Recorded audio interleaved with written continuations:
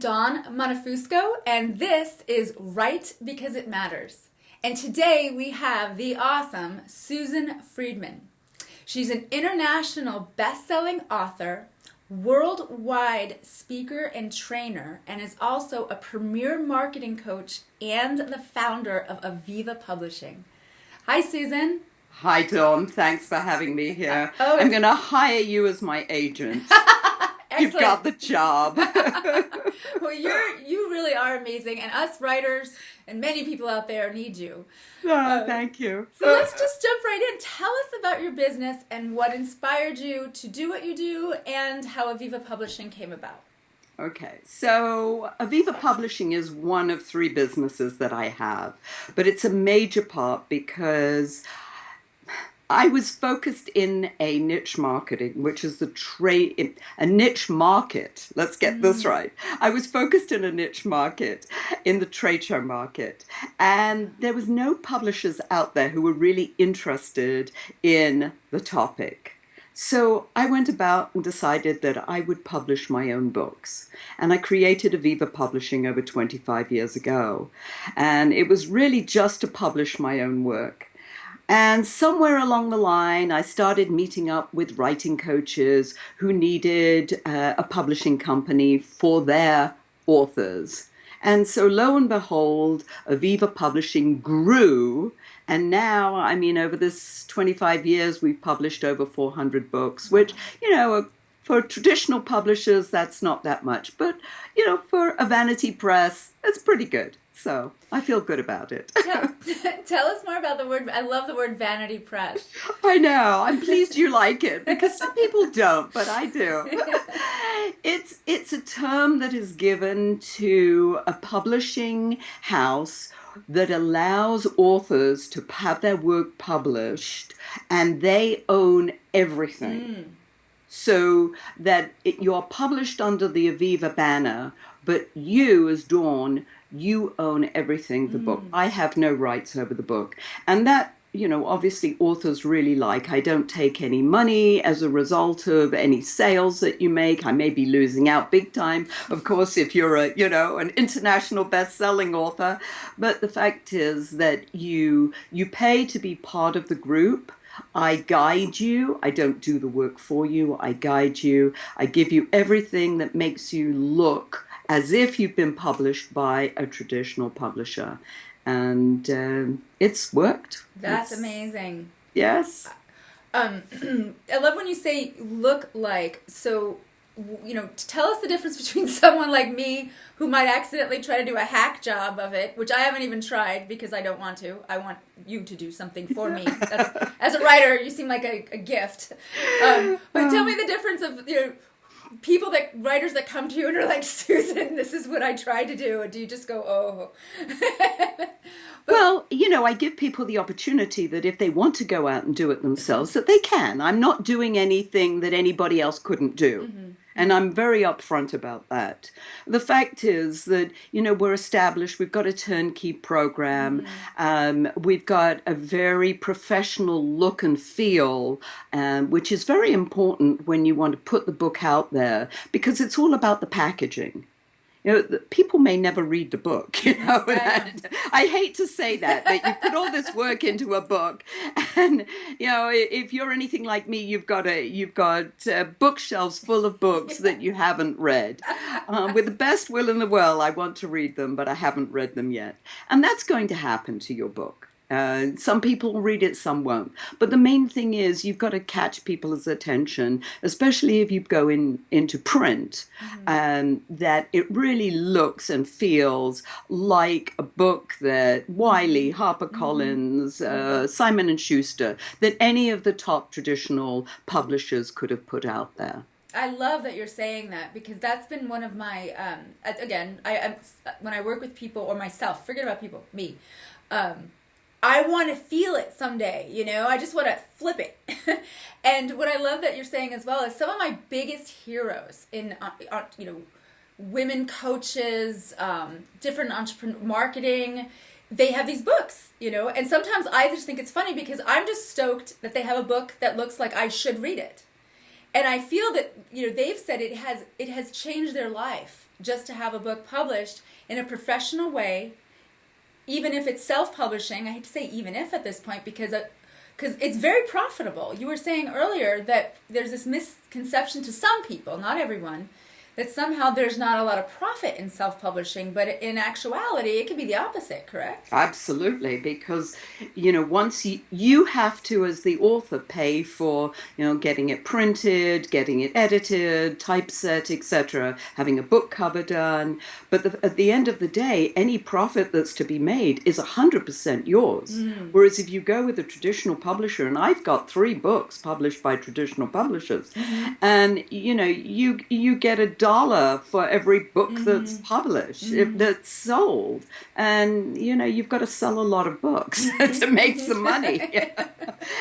I mean, that's why people are going after self-publishing. And of course, we haven't even talked about ebooks, but that's a whole other world itself. I mean, it's turned publishing upside down now. So, yes. Tell us a little more about ebooks. Actually, I'm glad you brought that up, because there are people I have on the summit, and that's one of my points, is, it doesn't even have to be a paper book. You could give it away at first, or so tell me your experience with other authors or yourself with ebooks and how great that is as an idea. Well, from a marketing standpoint, it's dynamite, because rightly as you said, I mean, unless of course you're out there to make lots of money out of a book, which is a fallacy, by the way, it's there to enhance whatever else you want to do.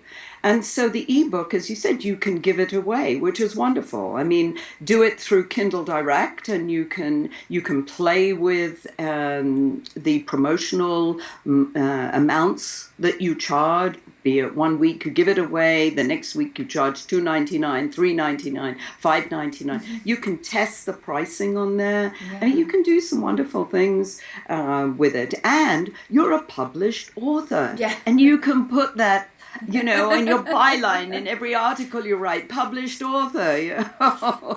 That's awesome. Totally. I mean, I think that's part of the that what I'm trying to get across to people is the benefits, because we can go back to what you just said. It's a fallacy on making a ton of money off of a book. So can you tell us a little more about that myth? Because I think it's still very alive somehow in the world. It is alive. And I don't, there are people who make a lot of money selling books, but they write for a living. They don't just write one book and it's going to be a bestseller. Chances are that it's going to take 3, 4, 5, maybe 10 books before one gets discovered. I can't remember her name, but the author of Gone Girl. Gone Girl was an overnight, it looked as if it was an overnight success. But in fact, I believe it's the 4th or the 5th book that this author has actually written. But we didn't know about her until this book hit. So just because you write one book, it doesn't mean that it's going to become a bestseller. You may have, the luck, and it does, but you read J.K. Rowling's story. I mean, how she was turned down, how many times, 30 plus times. You hear about Jack Canfield and Mark Victor Hansen, when they took, the Chicken Soup for the Soul book out there to the marketplace. Nobody wanted to touch it. It was like, come on, you're ridiculous. And now they've just turned the publishing, world upside down, and people can do anything now. And people are, and it's wonderful because you have the freedom. There's a lot of junk out there too. So, I mean, if you're going to put something out, make sure that you put something worthwhile out, please. Definitely. Or give it away. Well, even if you give it away, give away good stuff. Agreed. That's funny. And I was just going to say that's funny because it's great because I think you've got and I know, I'm sure you've felt this and have experienced this. Somebody might come to you and actually possibly that first draft is kind of but if you can see the nuggets, I think as a coach, you could identify that and send them back and say, go, work on that, and let's see. And I just want to mention that in terms of collaboration, because I think that writing tends to be such an isolated world. And and people get beaten up that their stuff isn't good or whatever. And maybe it isn't the first time, right? Jack Kerouac, and even his, no offense, I wasn't thrilled. He could have used some editing. But I love that you're also speaking for quality, because I do think that well, at least I'm hoping, there might be a shift in the sense that now there's competition. So tell me if I'm wrong. There was this publishing world out there flipped on its head. Then it seems that everyone, I would call it, got spammed by all this self-publishing stuff. But now there's competition. And the self-publishing world is getting more respected. And with the hope, I think, is that possibly there would be more quality in that because of the competition. Is that, I don't know, I'm making that up as I said that. Well, it's a good made-up story, and I'll go for it. I'm a writer, I mean that. Yeah, well, that's it. You're into stories. Now, what we want is that you're going to be able to stand out from the crowd. Mm-hmm. If you're putting out quality. If I put something out there, I want it to be quality. Mm-hmm. And to the point sometimes that I agonize more than I probably need to, because I want it to, it should have a certain standard, because I have high standards, that it has this standard that if I'm going to put something out there, I want it to be good stuff. That's great. And so I want that for my authors as well. Mm-hmm. And I don't necessarily edit the books, but I have great editors. Mm-hmm. And those are the people who would help craft the book to make it much more saleable. And so so if someone came to you and said, hey, I've got this book, it's the first draft, second draft, I'm curious what you think, I want to publish it, I would love your help. And then you look at it and you do see some gems in there, but you might say, hey, it could use a few edits. And then you have those resources, correct? Absolutely. That's yes. great. You have all the resources that you need. One of the things that we haven't talked about is the cover.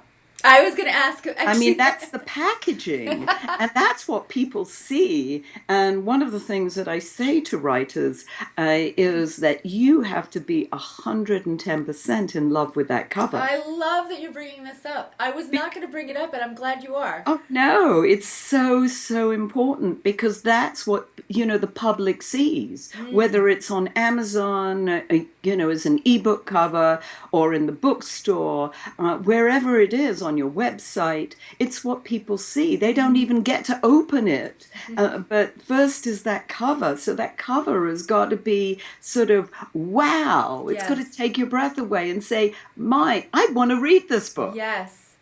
Yeah. And you have designers, I'm assuming, that do that absolutely. as well. That's awesome. Absolutely, yeah. It's kind of like your business card. I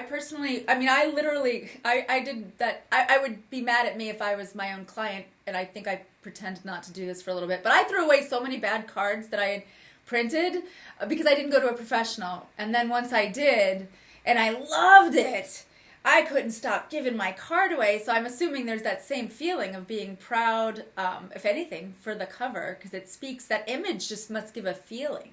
Absolutely. And you just expressed it beautifully, is that with your own business card, you threw away what you didn't like. Mm-hmm. So guess how you feel about a book cover that you don't like. Right.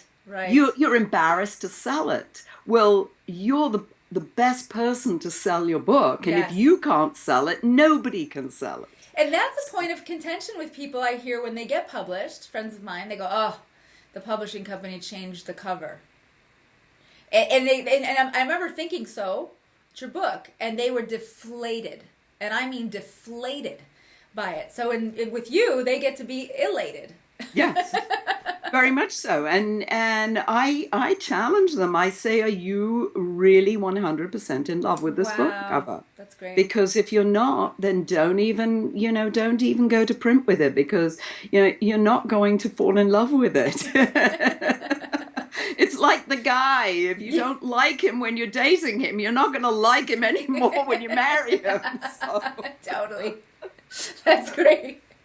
You know what? I wanted to ask, about you, and about, before we go there, I've recently discovered so many writers that will swear by this, and now myself too, a book really shouldn't take more than 90 days, maybe 6 months for a first edit. How do you feel about that? I mean, it seems that there's this idea that it takes years to write a book. And that's true for some of them that do take a lot of research or emotional strife I see that happens when people try to write a long memoir. But for a book that you've been thinking about and you're hot on, what would you say is the average? Because I want to encourage people as a writing coach. I try to like gently but firmly say, come on, just I hate to say it, just do it. And then you can edit later, right? What's your experience with people writing a book or yourself in writing your books in terms of time?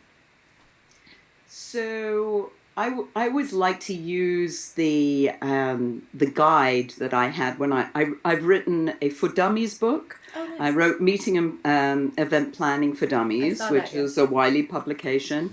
And then I wrote The Complete Idiot's Guide for Target Marketing. So both Wiley and Penguin have got a formula when you write books for them. These For Dummies and the For Idiots guidebook. And it's the same formula. And that is that you write the table of contents in such detail. So I say you are creating the skeleton. Mm-hmm. And then all you have to do is you have to put the meat on the bones. Mm-hmm. So if you get that skeleton right from the beginning, so all you're doing is you're writing the outline in a table of contents format, but it's a detailed table of contents. Mm-hmm. So let's say you've got 10 chapters. You divide those 10 chapters into, 3 subsections, and then there are subsections. And this is all the stuff that you write down. And then you just put the meat on the bones, and it shouldn't be hard. How long will it take? It depends. It's like how long is a piece of string? As long as you want to take over it. If you want to get it done in a weekend, you'll get it done in a weekend. Mm-hmm. If the pressure's on, if you want to take a week, 2 weeks, 3 weeks, however long, but you can get it done if you've got that plan in place. I agree. And I like to mind map. Mm-hmm. And I'm working on that at the moment for my book marketing program. So the fact is, if you get this down, then it's easy. Mm-hmm. You don't, and I know that writer's block is a big issue. I call it thinker's block when I work with people. I say, there's just, you could write crap for the day. Yes, but exactly. It doesn't exist. It doesn't exist. I've just been reading John Carlton. Everybody should read John Carlton. He's a premier advertising copywriter. I mean, he's like one of the top guys. His stuff is brilliant. And it's just like, there's no writer's block. Mm-hmm. This is something we created. Mm-hmm. It's like, we might have, a duh moment where we can't think of anything. Mm-hmm. That happens with age, It's like, but there's so much to write about. I mean, when I sit down and write, and I like to do this every day as an exercise for myself. And even if I don't know what to write, I'll sit down and write, I don't know what to write about today. Yes. But if I did know what to write about, then I might think about this. Well, what's going through my mind? And I just do a stream of consciousness just to get stuff out and to get things flowing, get those juices flowing. And it's just a fun exercise. And nobody's going to read it. Mm-hmm. So I'm like, what doesn't really matter what I write on there. As you said, if it's complete nonsense, and just even say, well, this is complete garbage. Yeah. But what the heck? Seth Godin, I'm sure you know Seth Godin. Absolutely. Yeah. He, unfortunately, he said no to my summit because he doesn't do summits right now because he's booked. Yeah. But I just love him because of one post. And he did a post called Talker's Block. Yes. And the joke was, nobody gets talker's block. I mean, maybe shy people occasionally, but you can get something out of them, Exactly. And, another thing I love, I was obsessed with neuroplasticity and the way the brain works with change and these stuck places. And as a writer, and I think you probably, it's just, you show up. Stephen Pressfield, do the work. You just show up. Liz Gilbert said, it's not her job if it's good or not. Her job is just to keep writing, So, so that I just want to, that's one of my messages throughout the summit is for those people who have been frozen, it's probably a deeper block that has nothing to do with writing, that needs to get past it. And then we have people like you, because I do think that people get stuck with what's the point, again, why write, why does it matter?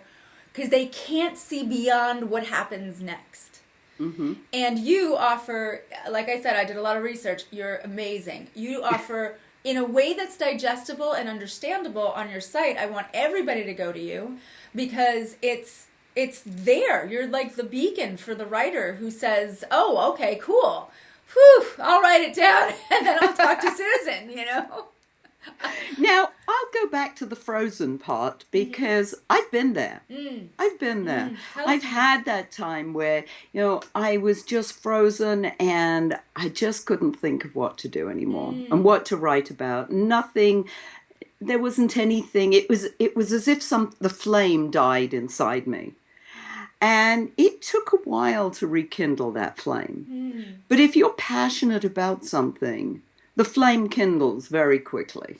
It rekindles itself very, very quickly. So there's got to be some passion. You've got to love it. If you don't love it and it's a chore, then you're going to find every excuse in the book not to write. Yes. And you'll procrastinate and, I'm frightened for anybody to see what I've written because it's garbage and all these messages that start going around.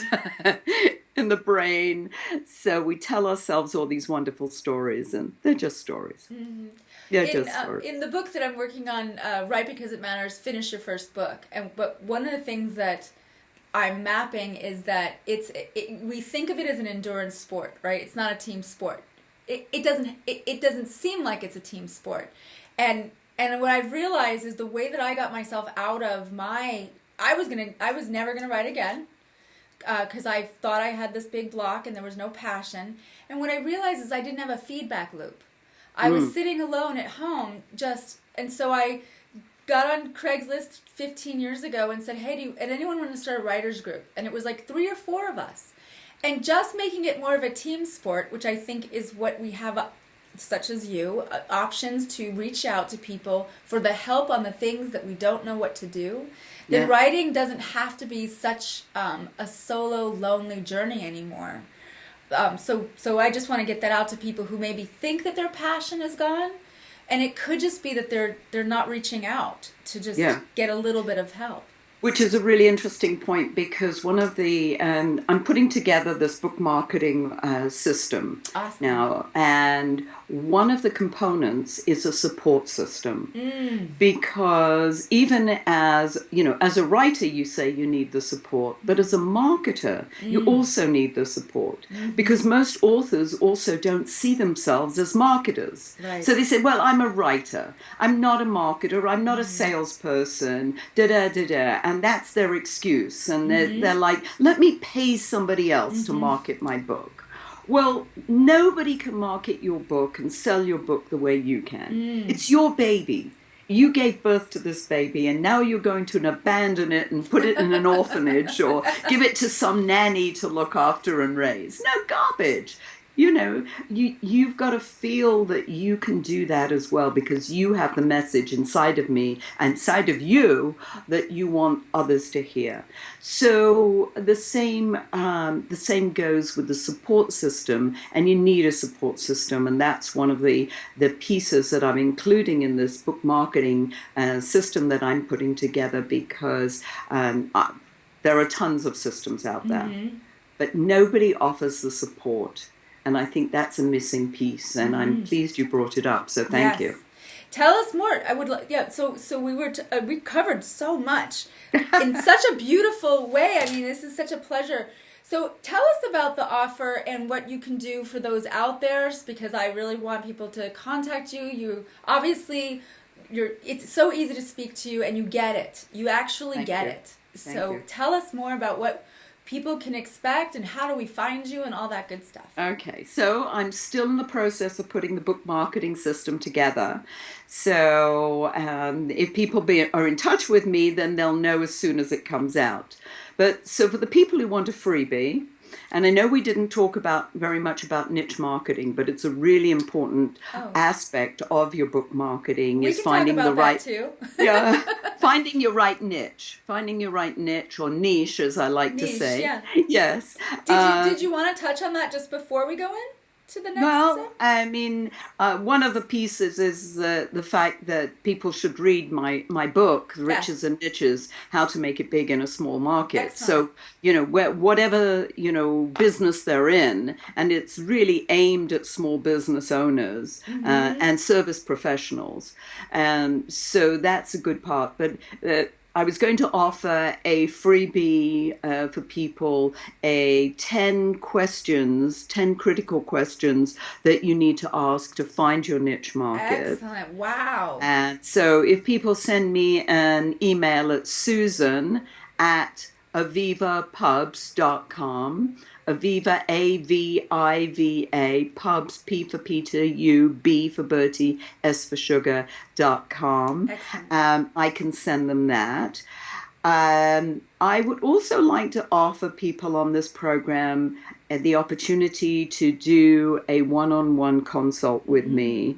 And I usually charge $250 an hour for that, but for your group, I would love to slash that in half and offer Nice. that only Wow. to people Yeah. who are on this for the- $125. The Right Because It Matters Summit. So they put that They're in right. the... They're absolutely, Excellent. absolutely.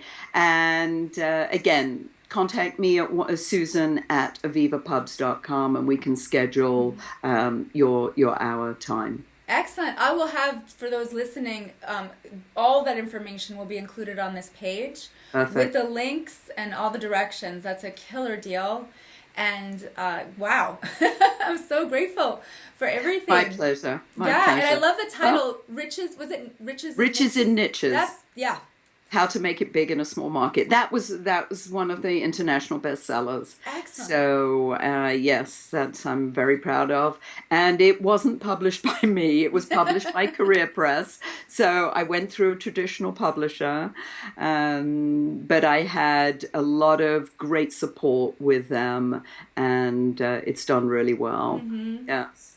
So, but lots of horror stories too with regard to publishing. So. With traditional publishers. Well, we're grateful for you, no offense, to have had those experiences so that Absolutely. you can teach us Yes, the other. yes, and know what to do. Yes. Especially when you get a book, you get an advance, and then it's about to be published, and they pull it and just say, no, this book isn't going to sell, and you're like, gosh. yes, it is. Yeah. Well, thank you so much for today. My pleasure. This was My great, pleasure. and I look forward to more. And I look forward because I'm going to read that. I mean, I have a lot of books I'm reading right now, but that is on my list. Good. Riches to Good. Niches, or Niches to Riches. Riches to Niches. How to Make It Big in a Small Market. There we go. Well, thanks, Susan. My pleasure. Thank you for forward to having me on more, the and we'll- program. It's my pleasure. Excellent, and we'll talk soon. Okay. Okay. Thanks. Bye. Bye.